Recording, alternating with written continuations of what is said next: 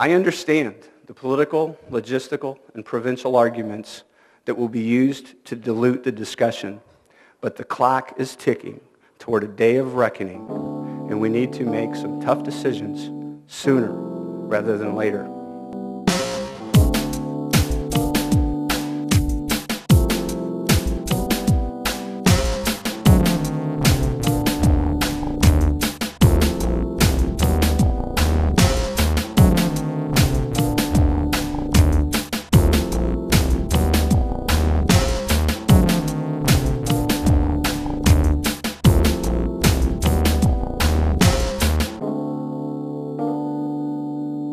Good evening and welcome to Captions. I'm so glad that you chose Captions with all the options and alternatives that you have. And I think you're going to find tonight's program a very educational and hopefully a motivational topic. We're going to be showing you the State of the City address that Mayor Jim Ardis gave in January. And then we're going to be interviewing two members of the City Council to give their reaction in terms of that speech, so please stay tuned. I think you'll enjoy the show. Call your friends and your neighbors. Well, good afternoon. I'd like to thank everyone for attending this year's State of the City address. Won't you please join me in thanking the Chamber of Commerce and PSA Dewberry for sponsoring the address again this year. It's the Chamber's 100th year of business, and we all appreciate everything they do in our community.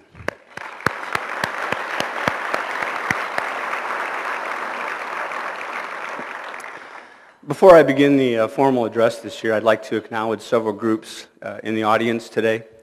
If you would, just please hold your applause, and we'll thank everyone at once at the end and not have to prolong this. I guess first of all, for those of you who have been here in the past, I'm not going to be able to talk about any of my wildest dreams or anything because my wife Mimi is actually with us today. So I'd like to welcome Mimi, my mom, and other family members are here. And also my fellow council members who've worked extremely hard under very difficult circumstances. While no one agrees with all of our decisions all of the time, I assure you that this group works very hard to represent our community's best interests. Also, our city clerk, Mary Haynes, city treasurer, Patrick Nictine, and from Peoria Township, Supervisor Joe Whalen and Assessor Bonnie Gavin. Next, our interim city manager, Henry Howling, and his team of department heads who provide the day-to-day direction to keep our city operating on all cylinders.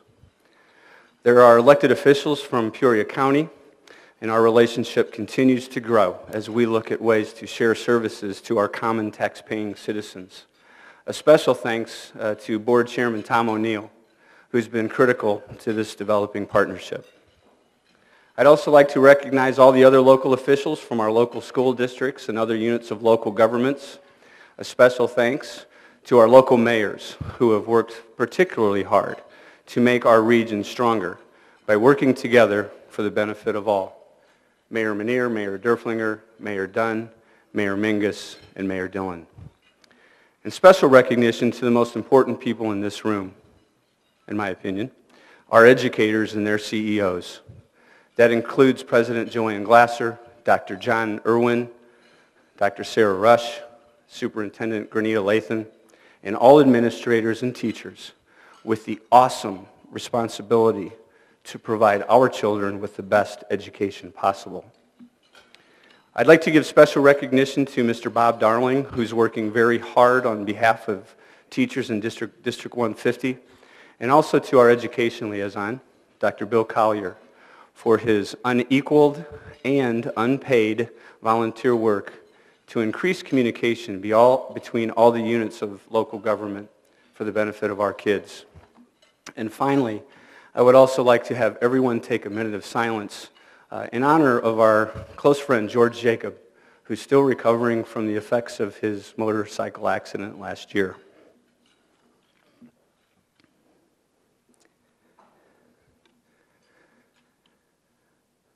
Thank you.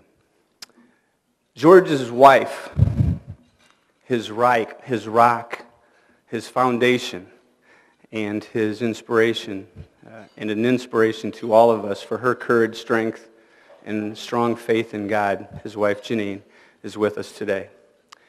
Janine, you know George and your entire family are in our daily prayers, and we know he's making outstanding progress. And we hope we're going to see him in council chambers before the end of this term. Please join me in thanking all these important members of our community.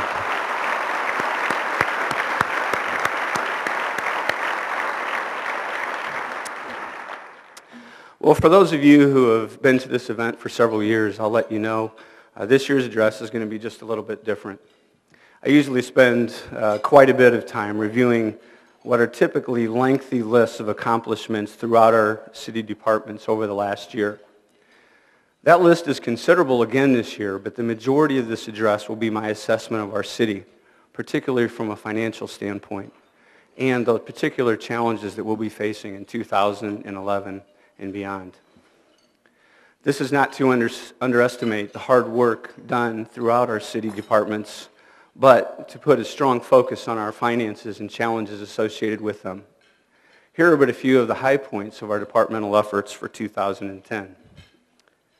For the 5th straight year, the Peoria Fire Department's alarm response increased by 5%. On average, they run almost 50 alarms per day. Our partnership with Advanced Medical Transport allowed the Peoria Fire Department to increase our paramedic staff, and we'll be placing our second advanced life support engine company in service this year. The Fire Department Grant Committee was responsible for over $500,000 in grants to supplement our budget. With a significant spike in shootings last spring and early summer, Chief Settings Guard analyzed critical data and identified 2 small areas where violent crime was focused. A task force comprised of area law enforcement officials was mobilized, and these areas were saturated with police officers daily. With unprecedented public support, the gun violence was virtually eliminated in those target neighborhoods. We feel the reformation of the Police Community Relations Committee will also forge stronger relationship and improve communications between our police department and the community. Although the city experienced a tragic increase in the number of homicides, violent crime as a whole and property crimes dropped last year.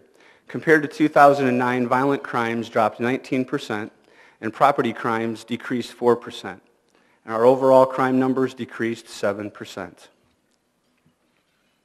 Partnerships were the key word for planning and growth management in 2010 too. Support for home ownership efforts, neighborhood associations, school neighborhood impact zones, and other quality of life areas was accomplished with the help of many residents, neighborhood groups, realtors, churches, businesses, and other city departments. They also led the effort for the 2010 census and continued to work on our updated comprehensive plan, which will be rolled out this spring.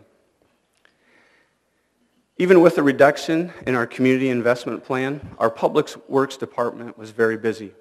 Notable projects were the Columbia Terrace Special Assessment Project, the Glen Oak Impact Zone, Raising Water Street, Holly Hedges Devereaux Drainage, and a number of other road projects throughout the city. They completed almost $23 million in roadway, sidewalk, and drainage improvements in our city. The Rediscovering City Hall Committee is working to create a working museum within City Hall. The committee desires to show our citizens, particularly our youth, how Peoria's leaders developed their leadership style and how Peoria's leaders became involved in the political process. They've requested the 3rd floor of City Hall be set aside for exhibits, and I encourage you to join their efforts to generate pride, inform citizens, and attract visitors to City Hall. Also, in an effort to increase communication between elected office holders from the Park District, School Board, County Board, City Council, our state representatives in Congressman Schock's office, our city clerk, and Bradley's Institute for Principled Leadership will bring back Connections quarterly events. That first event will be tonight on Bradley's campus. Our treasurer, Patrick Nichtine, has brought City Hall into the 21st century by establishing e-pay for parking tickets, rental registration renewals, EEO renewals, and residential fire permits. 6 additional e-pay opportunities for citizens to access fire department services are underway, and additional e-pay opportunities in other departments will provide convenience for our citizens and operating efficiencies in the Treasurer's Department. A great deal of hard work between the Treasurer's Office and our Information System Department, headed by Kathy Roger, has made the technological advance possible. And this is a good segue into the meat of today's address. If we're going to be successful in addressing our structural deficit, we will have to continue to cut expenses that are not core to municipal government and utilize technology more effectively and efficiently. There is simply no other way. Practically every unit of government across the nation is facing similar challenges. Even people who believe in big government, such as New York Governor Andrew Cuomo and California Governor Jerry Brown, are looking to fundamentally reshape government and reduce the costs of public services. Let me emphasize one important point at the outset. My remarks are not intended as a threat or something negative.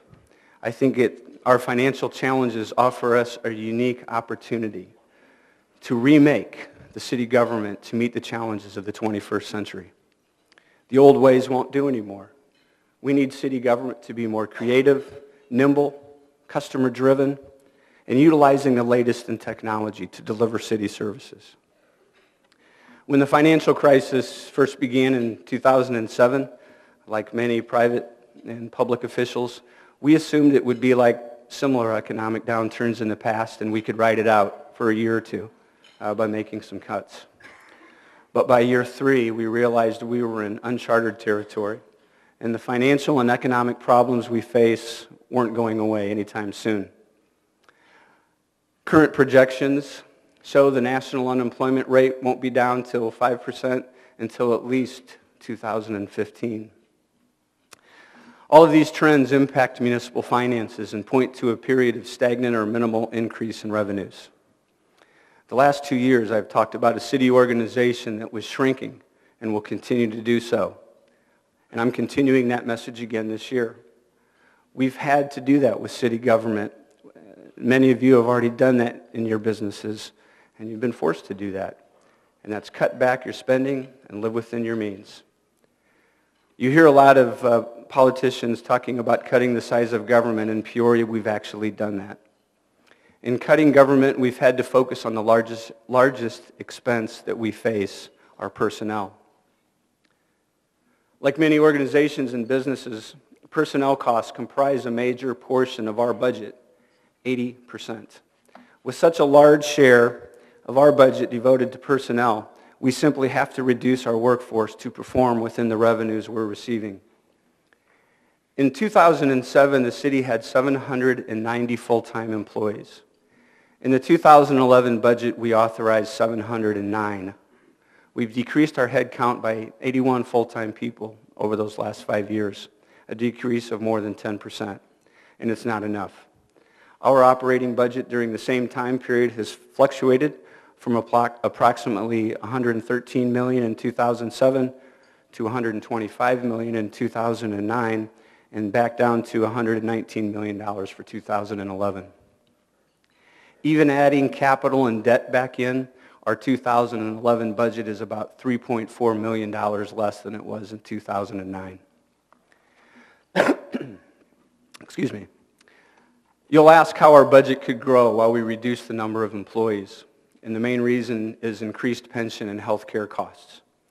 The increase in city pension contributions from 2007 to 2011 is approximately 42%, with the sharpest growth coming in the last 2 years. Meanwhile, the reduction in our workforce over the same period was 10.25%. We have fewer employees, lower total wages, and cover a higher contribution cost.